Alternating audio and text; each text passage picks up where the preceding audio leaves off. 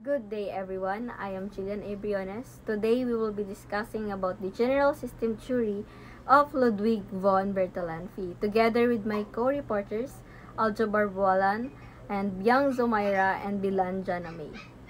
Bertalanffy was born in Atzgerdorf near Vienna. So it is sa Austria yun siya in 1901. So he studied philosophy and art history at the University of Vienna, where he later earned his PhD in 1926. So, Ludwig von Bertalanffy, he was an Austrian biologist best known for founding the theory of general system theory. So, he argued that organisms should be understood as open systems. So, it is a dynamic wholes with interacting parts rather than just a collection of components.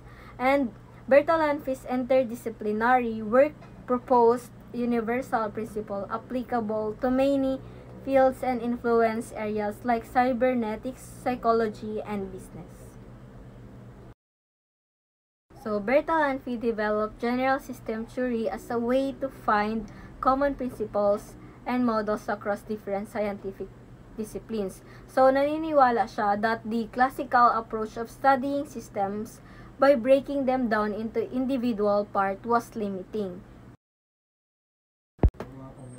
The genesis of general system theory is nakafocus siya sa understanding kung ano yung kailangan ng holistic approach in science. So, gina-explain niya that the holistic perspective enhance the understanding of complex systems in both science and society. So, dito sa core principle of general system theory, gina-present yung foundational principle of the theory. So, number 1 is the interconnectedness. So, dito, systems are interconnected where changes in one component affect the entire system. So, may changes in one component. Yung changes na yon is makaka-affect sa entire system. While sa holism naman, it emphasizes understanding systems as a whole rather than analyzing individual parts. So, gina-understand dito yung systems as a whole rather than na gina-analyze lang yung individual part. Well, sa open system naman it is the systems interact with their environment, exchanging energy and information to maintain balance. So, ito yung system na nakikipag-interact with their environment, na exchanging energy and information to maintain para ma-maintain yung balance. So, ang general system theory ay isang theory na tumutulong sa atin na maintindihan kung paano makipag-interact sa iba't ibang bahagi ng sistema para makamit ang balanse, stability, at growth. Hindi lang nito tinitignan ang mga bahagi individually, kundi pati ang relasyon ng mga ito sa isa't isa sa kanilang or sa kanilang environment, open system. So the definition of this is ito ay mga sistema na patuloy na nakikipagpalitan ng enerhiya, informasyon at materyales sa kanilang environment. Dahil dito nakakaya nilang mag-adapt at magbago depende sa sitwasyon. Kay concept 2, holism.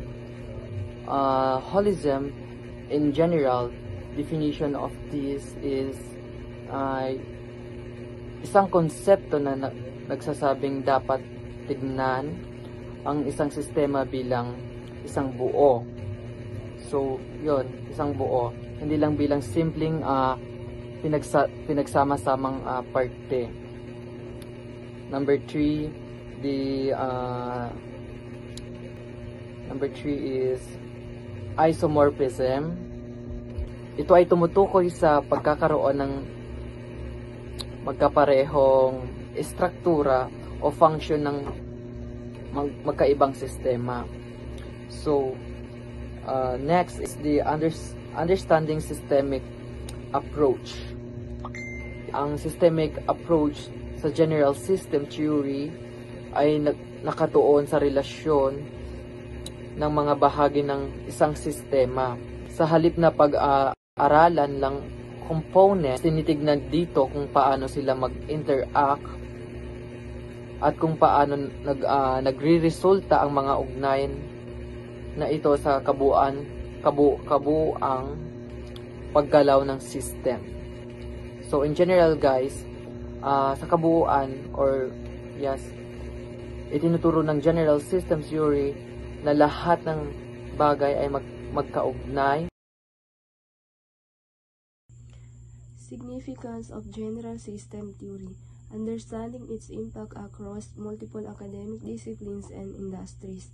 Mahalagang mapag-aralan natin ang iba't ibang academic discipline and industries dahil makakatulong ito para maunawaan natin yung concept and theory.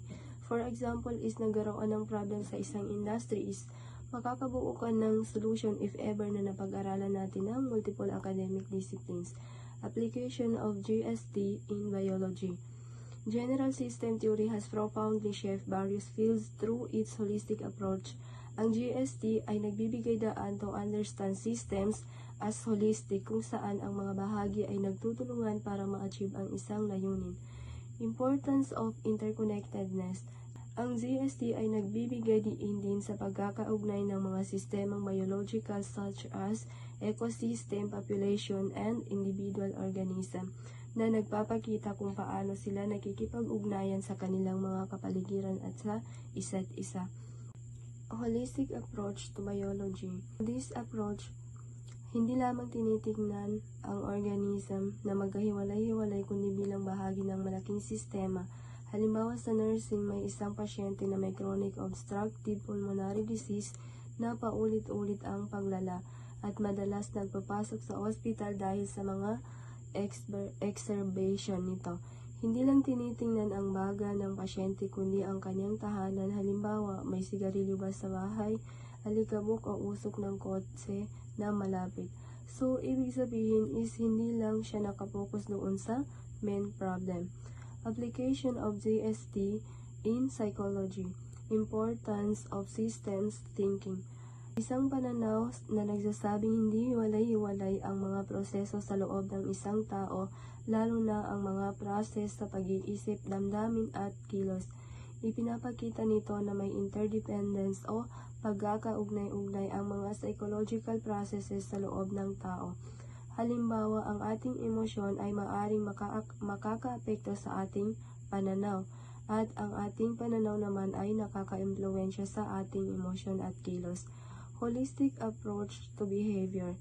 So, humihikayat na pagsamahin ang iba't ibang pananaw sa psikolohiya, halimbawa, biological, cognitive, emotional, and social and environment. Sa pamamagitan nito, nakikita na hindi nag-iisa ang kilos o ugali ng isang tao. Ito ay nabumuo o naaapektuhan ng maraming salik na magkakaugnay. Halimbawa, sa nurse, may pasyente na may diabetes na hindi kontrolado ang blood sugar. Madalas ma-hospital dahil sa komplikasyon gaya ng sugat sa paa na hindi gumagaling. Kasama pa ang depression at stress sa pamilya.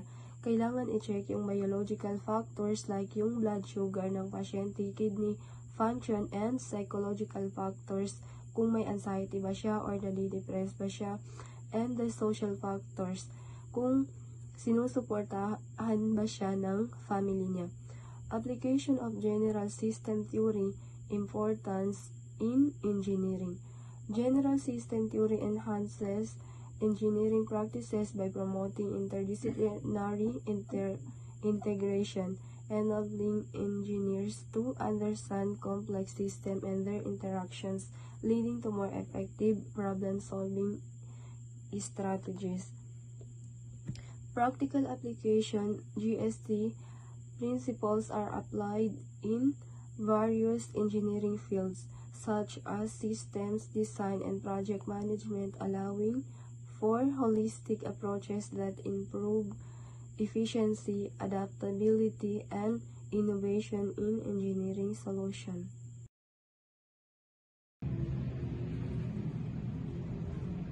Von Bertalanffy's meta-paradigm. exploring a new perspective on scientific inquiry in system theory. Von Bertalanffy's metaparadigm explained that every part of a system is connected and works together. It helps us understand how complex systems function and interact with each other. Metaparadigm concept. Exploring the interrelation of organism, environment, and system dynamics. It focuses on the relation between the organism, environment, and system dynamic.